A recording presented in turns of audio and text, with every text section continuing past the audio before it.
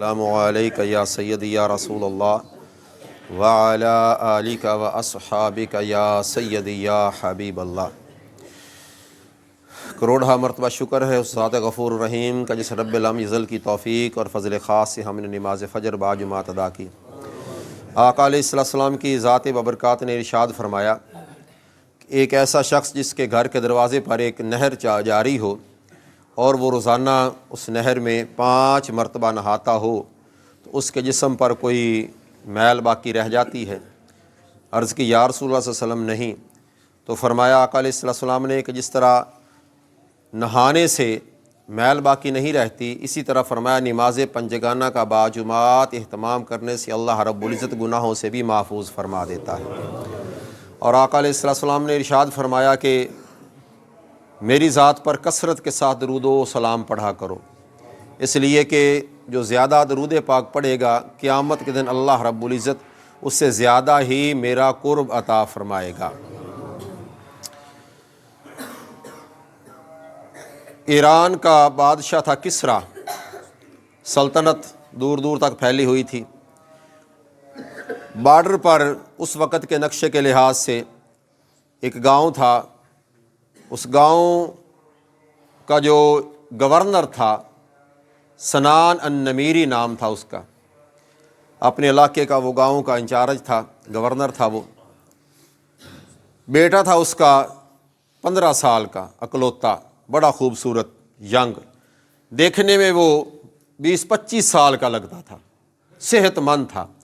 Border کا علاقہ تھا، رومیوں کے ساتھ جھڑپیں وغیرہ ہوتی رہتی تھی، کبھی وہ ادھر چلے جاتے مار پیٹ کر کے آ جاتے، کبھی وہ ادھر چلے جاتے اور مار پیٹ کر کے لوٹ وغیرہ کر کے آ جاتے۔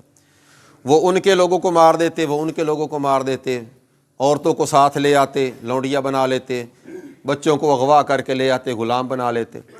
تو انہوں نے اٹیک کر دیا ان کے علاقے پر، سنان النمیری کے علاقے پر۔ یہ اغوا ہو گیا ان کا جو صاحبزادہ تھا۔ اغوا ہونے کے بعد ان کو وہ اپنے علاقے میں لے گئے۔ 15 سال ان رومیوں کا وہ غلام رہا۔ روم کی زبان بھی آنے لگ گئی، اپنی زبان تھوڑی تھوڑی بھول گئی، مگر جب 15 سال کے بعد اپنا وہ بچپن یاد کرتا نا تو اسے فوراً یاد آتا کہ میری جو والدہ تھی وہ بنو تمیم کی نسل میں سے تھی اور میں عربی نسل ہوں اور میں صحراؤں کا بیٹا ہوں۔ اپنا ماضی بھی یاد رکھا اس نے، وقت بھی گزرتا رہا۔ تو روم کا جو بڑا تھا بادشاہ، اس کے دربار تک اس کی رسائی بھی تھی کہ جس کا یہ غلام تھا وہ اس کا اسسٹنٹ تھا۔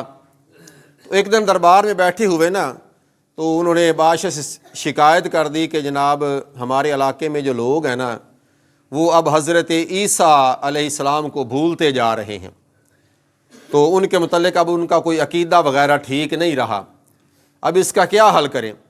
تو وہ جو ان کا پادری بشپ وغیرہ وہاں پر موجود تھا، اس نے کہا کہ گھبرانے کی کوئی بات نہیں ہے، اگر لوگوں کا ان کے متعلق نبی ہونے کا عقیدہ ختم ہوتا جا رہا ہے نا تو میرا علم یہ بتاتا ہے کہ عنقریب عرب میں ایک نبی آخر الزمان آنے والا ہے صلی اللہ علیہ وآلہ وبارک وسلم۔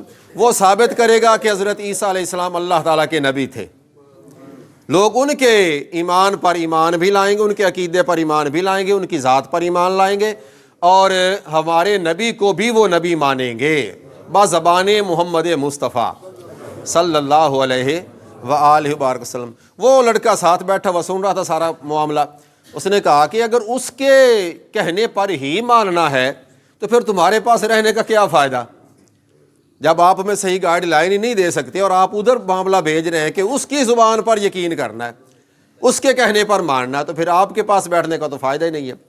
اب چونکہ وہ غلام تھا، جا بھی نہیں سکتا تھا، تو وہ تاڑ میں رہا، وقت گزرتا رہا۔ ایک دن اس کا داؤ لگ گیا، اس نے وہ سارا علاقہ چھوڑا اور جو علاقہ اس پادری نے بتایا تھا عرب کا، مکۃ المکرمہ میں وہ آ گیا۔ اب چونکہ وہ اس قبیلے کا تھا نہیں، اس علاقے کا تھا نہیں تھا، تو وہ روم کا، چہرہ اس کا سرخ، بال اس کے گہرے سرخ، تو لوگوں نے اس کو جناب اس کے چہرے اور سرخی کی وجہ سے نا لوگوں نے اس کو، غلام بھی تو پہلے تھا مگر اس کو ایک عبداللہ ابن جدعان نامی نے نا اس کو ینگ اور جوان اور زبان کا پکا سمجھ کر نا اپنا غلام بنا لیا۔ عبداللہ بن جدعان وہی ہے جن کا ذکر میں نے پہلے ایک دفعہ کیا تھا کہ اس کو خزانہ ہاتھ میں آ گیا تھا اور وہ بڑا امیر بندہ بن گیا تھا وہ، تو یہ اس کے ساتھ تجارت کرنے لگ گیا اور پرسنٹیج اس کی طے ہو گئی، منافع میں سے اتنا لوں گا۔ ایماندار وہ تھا، اس نے جب 2-3 ملکوں میں جا کر اس کی تجارت کی نا تو نفع کافی زیادہ آ گیا، تو اس نے اپنا حصہ بھی لے لیا اور خود بھی وہ امیر بن گیا۔ تو تاڑ میں تو وہ رہا کہ کوئی حق کی پہچان مجھے نظر آئے۔ اب اسی دوران جب ایک ملک شام کے سفر سے واپس آیا نا، دوستوں نے کہا کہ یار ادھر ایک جوان ہے، اس نے نا اپنے آپ کے نبی ہونے کا دعویٰ کیا ہے۔ اس نے کہا اچھا اس کا نام کیا ہے؟ اس کو جی نام تو اس کا محمد ہے، مگر لوگ اس کو صادق اور امین بھی کہتے ہیں، ان کو صادق اور امین بھی کہتے ہیں۔ اچھا جی وہ رہتا کہاں ہے جی آج کل؟ وہ جناب ارکم بن ابی ارکم کے گھر میں اکثر دیکھا جاتا ہے، تو وہاں پر وہ اپنے دوستوں کو ملا کے بیٹھا ہوتا ہے اور وہاں پر وہ تعلیم اور تبلیغ سارا سلسلہ انہوں نے شروع کیا ہوا ہے۔ تو آپ جلدی سے چلے گئے، جب اندر داخل ہونے لگے تو عمار بن یاسر بھی باہر آ رہے تھے۔ یہ آپ کہاں ہیں جی؟ آپ کہاں ہیں؟ دونوں نے ایک دوسرے کو جانتے تو تھے، وہ علاقہ ایک تھا، شہر ایک تھا، ایک دوسرے کو ملے، مسکرائے، آؤ یار اندر چلتے ہیں۔ جب اندر گئے تو آقا علیہ السلام نے اٹھ کر استقبال کیا اور دونوں کو سینے سے لگا لیا، مرحبا کہا، متاثر ہوئے۔ آقا علیہ السلام نے ان کو سمجھائی بات ساری، کلمہ پڑھا اور مسلمان ہو گئے۔ اب جب مسلمان ہو گئے تو وہی معاملہ ری ایکشن والا شروع ہو گیا علاقے میں سے کہ جناب وہ مارتے پیٹتے تشدد کرتے اور جناب برے حال۔ حبشہ کی طرف بھی انہوں نے ہجرت کی۔ اب چہرہ سرخ، بال بھی سرخ، جوان۔ آقا علیہ السلام نے فرمایا کہ تم صہیب رومی ہو، سرخ بالوں والا۔ تو فرمایا کہ نام تو صہیب رومی تھا، روم کے علاقے میں سے آئے تھے، ادھر کوئی تھا نہیں ان کا قبیلہ وغیرہ، تو ہمیشہ وہ اجنبی رہتے۔ تو جب اس وقت گزرتا رہا، حبشہ کی طرف بھی ہجرت کی۔ آقا علیہ السلام نے ارشاد فرمایا کہ اب اللہ رب العزت کا حکم آ گیا، اب شہر مدینہ کی طرف ہم ہجرت کرتے ہیں۔ تو انہوں نے بھی پکا ارادہ کر لیا کہ پوری میری کوشش ہوگی کہ میں محمد مصطفیٰ کے ساتھ ہی ہجرت کروں، مگر اللہ رب العزت کی حکمت قسمت میں نہیں تھا۔ تیاری کی ہجرت کی، تو لوگوں کو تو پتہ چل گیا کہ یہ مالدار تو پہلے ہے، دولت اس کے پاس، پیسے ہے، سب کچھ ہے اس کے پاس، قبیلہ یہاں پر اس کا ہے نہیں، کوئی رشتہ دار اس کا عزیز ہے کوئی ہے نہیں، یہ اکیلا ہے، تنہا ہے، تو اب اس کی نگرانی کرو، اس کو چھوڑنا نہیں ہے۔ تو گھر میں اس کو قید کر لیا گیا، پہرا لگ گیا۔ آپ نے ایک رات نا، سردی کی رات تھی، آپ نے تلوار بھی لٹکائی اور جناب اپنی وہ کمان بھی اٹھائی، تیر اس میں ڈالے ترکش میں، اور جناب لے کے نکل پڑے رات کے وقت کہ جو ہوگا ہوگا، اب یہاں پر رہنے کا تو فائدہ ہی نہیں ہے، اس لیے کہ ہمارا محبوب تو تشریف لے جا چکا ہے جس کے لیے یہاں پر رہتے تھے۔ تو آپ رات کے اندھیرے میں نکلے تو ان کو پتہ چل گیا کہ اب فرار ہو رہے ہیں یا ہو چکے ہیں، تو آپ مکہ سے باہر نکل گئے۔ پچھلوں کو پتہ چل گیا، گھوڑے دوڑا دیے، صبح ہونے تک ان کو نہ گھیر لیا گیا۔ جب گھیرا گیا ان کو تو آپ ٹیلے کے اوپر چڑھ گئے، آپ نے اپنی کمان میں نہ تیر فٹ کر لیے اور فرمایا تمہیں پتہ ہے کہ میرا نشانہ بہت ٹائٹ ہے، میرا تیر جدھر جائے گا نا یہ تمہارے جسم کو پھاڑ کے نکل جائے گا، تلوار میرے پاس ہے، مر تو جاؤں گا مگر مرتے مرتے میں تمہیں ٹھکانے لگا دوں گا، یہ نہ سمجھو کہ میں ویسے ہی تمہیں گرفتاری دے دوں گا اور مجھے اریسٹ کر لو گے، ایسی کوئی بات نہیں ہے۔ اب وہ ڈر گئے، انہوں نے کہا کہ بات تو ٹھیک ہے تمہاری، بہرحال تجھے جانے نہیں دیں گے۔ آپ نے فرمایا اچھا ایک شرط پہ جانے دو گے؟ کیا شرط ہے جی؟ کہا جو کچھ گھر میں دفنا کے آیا ہوں نا، میرا خزانہ، مال و دولت، درہم دینار جو بھی ہے وہ سارے کا سارا جا کے اٹھا لو۔ اس نے کہا یہی تو ہم چاہتے ہیں، آپ بے شک چلے جائیں، آپ کو ہم نے کیا کرنا ہے، جو چیز لینی ہے وہ بتا دیں آپ۔ انہوں نے کہا ٹھیک ہے جی، وہ فلاں قبر ہے، فلاں دروازہ، وہاں پر جائیں اور جو زمین سے جا کے نکال لیں۔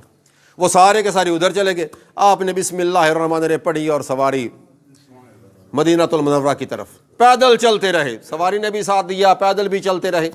چلتے چلتے آقا علیہ السلام کے پاس مقام قباء میں تشریف لے آئے، اور آقا علیہ السلام کے پاس جب پہنچے، سلام دعا ہوئی، حال احوال سارا دریافت کیا آقا علیہ السلام نے۔ تو آقا علیہ السلام نے فرمایا کہ صہیب رومی، جو تجارت تم کر کے آئے ہو نا وہ اللہ کو بڑی پسند آئی ہے، جو تجارت تم کر کے آئے ہو وہ اللہ کو بڑی پسند ہے۔ عرض کی یا رسول اللہ آپ تو پاس ہی نہیں تھے جو میں کر کے آیا ہوں۔ یقیناً اللہ رب العزت کے فرشتے جبرائیل نے آپ کو خبر پہنچا دی ہے۔ آقا علیہ السلام نے فرمایا خبر بھی پہنچائی ہے، اور یہ آیت بھی ارشاد فرمائی ہے وَمِنَ النَّاسِ مَن يَشْرِي نَفْسَهُ ابْتِغَاءَ مَرْضَاتِ اللَّهِ وَاللَّهُ رَءُوفٌ بِالْعِبَادِ، کہ وہ لوگ جو اپنی جانوں کو بھی پروردگار کی رضا میں بیچ دیتے ہیں اللہ تعالیٰ ان پر بڑا رعوف بن کے آتا ہے، بڑا رحیم بن کے آتا ہے اپنے بندوں۔ اہل مدینہ میں تشریف فرما ہو گئے، غزوات میں آقا علیہ السلام کے ساتھ رہے، تقویٰ پرہیزگاری کا بڑا عالم ہوتا تھا ان پہ، اور آقا علیہ السلام کا قرب جو تھا، اور آقا علیہ السلام کے ساتھ نا یہ بعض اوقات گفتگو میں فری بھی ہو جایا کرتے تھے۔ ایک دن ان کی آنکھوں سے نا وہ آشوب چشم تھا، آنکھوں کی بیماری تھی، تو ایک آنکھ سے پانی بہہ رہا تھا، دوسری آنکھ کچھ ٹھیک تھی، کھجور کھا رہے تھے۔ آقا علیہ السلام نے فرمایا مذاقن، آشوب چشم ہے اور یہ آنکھوں کی بیماری ہے اور تم کھجور کھا رہے ہو؟ عرض کی یا رسول اللہ، میں صحیح آنکھ کی طرف سے کھا رہا ہوں، بیمار آنکھ کی طرف سے نہیں کھا رہا۔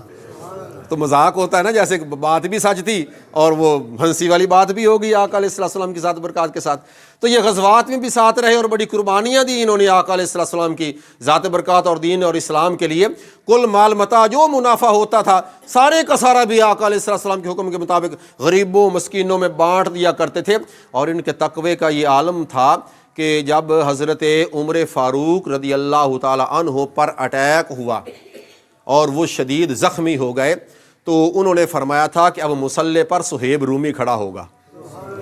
صہیب رومی کو مصلی پر کھڑا کیا اور فرمایا جب یہ متفقہ فیصلہ ہو جائے خلیفہ وقت کا، تو اس وقت تو وہ خلیفہ وقت جو بھی ہوگا وہی امامت کروائے گا نا، مگر میں ابھی تمہیں کہہ رہا ہوں کہ اب صہیب رومی جو ہے یہ مصلی امامت پر کھڑے ہو کے لوگوں کو نماز پڑھائے گا۔